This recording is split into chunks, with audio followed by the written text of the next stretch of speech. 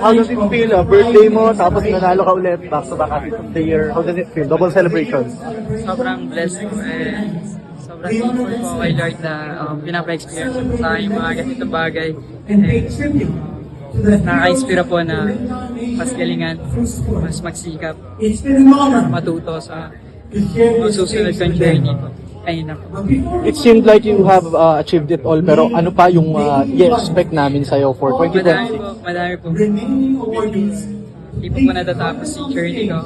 Siyempre yung LA Olympics, and after that, hindi pa natin alam kung tutuloy pa po ako. Pero I can see na kaya kong tatagusin yung 2032.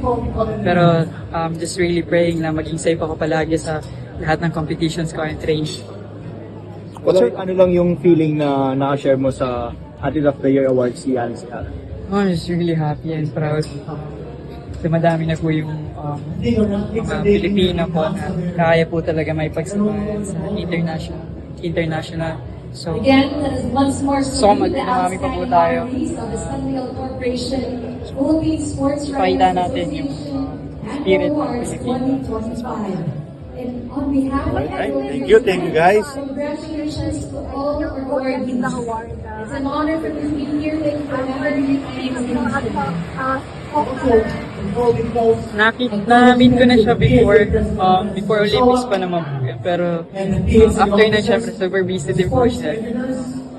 Yeah, super excited din na ma-meet siya soon. Makahingi din ng mga advice. Syempre each athlete po, iba-iba din ang pinagdadaanan. Iba-iba din challenges para sa kanila. Madalas po akong magtanong kala Kuya AJ, Ate Idolin. Dami ko natutunan sa kanila. Kaya tinesti.